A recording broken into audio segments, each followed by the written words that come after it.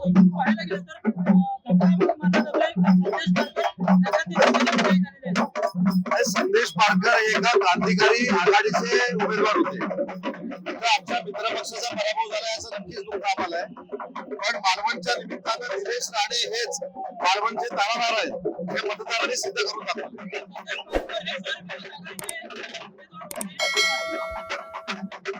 शहर विकास आघाडीचे होते. आमचा जरा पाठिंबा होता. मी देखील प्रचारासाठी गेलो होतो. पण दुःख या गोष्टीचं आहे की आमच्या मित्र पक्षाला तिथं पराभव स्वीकारावा लागला.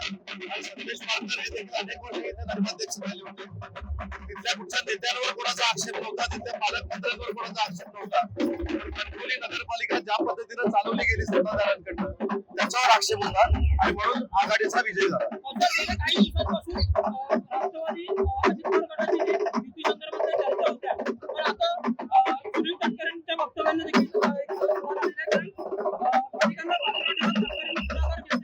आणि माहिती म्हणून निवडणूक लढवण्याची इच्छा व्यक्त केली आहे. कुठे सुनील तटकरे आपण आता या निकालावर बोलू. कारण रायगड मधले निकाल ज्या पद्धतीने शिवसेनेच्या बाजूला लागलेले आहेत त्याच्यामुळे कदाचित आता चर्चेची दारं ओपन झाली असतील. कारण आमच्या भरत शेठला एवढं कमी लेखण्याचा प्रयत्न केला गेला होता. आज भरत शेठनं नॅपकिन का असतो हे पुन्हा एकदा विरोधकांना दाखवलंय. रायगडमध्ये 90 ठिकाणी शिवसेनेचे नगराध्यक्ष निवडून आले. याचा अर्थ महाराष्ट्रात रायगडसह सगळीकडे एकनाथ शिंदे साहेबांचं नेतृत्व सर्वमान्य हे सिद्ध झालंय. नाशिकमधील नगर परिषदेमध्ये शिवसेनेची 25 वर्षांची सत्ता होती. मात्र अजित पवारांच्या राष्ट्रवादीने उचलून आणलेल्या अजित पवारांच्या राष्ट्रवादीच्या प्रेरणा मालकवडे ह्या विजयी झालेल्या आहेत. आता असं एका ठिकाणी कुठेतरी होतं. आता कोकणात सगळीकडे 90% आम्ही जिंकलो, ते पराभूत झाले.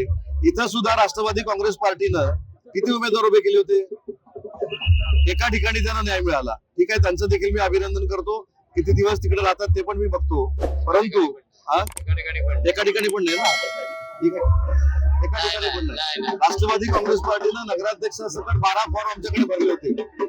एका ठिकाणी पण ते विजयी होऊ शकले नाही. त्यामुळे त्यांच्यावर मला बोलण्याचा अधिकार नाही. दुसरी महत्वाची गोष्ट अशी आहे की एखादी जागा त्यांनी जिंकली तर महाविकास आघाडीने जिंकलेली आहे.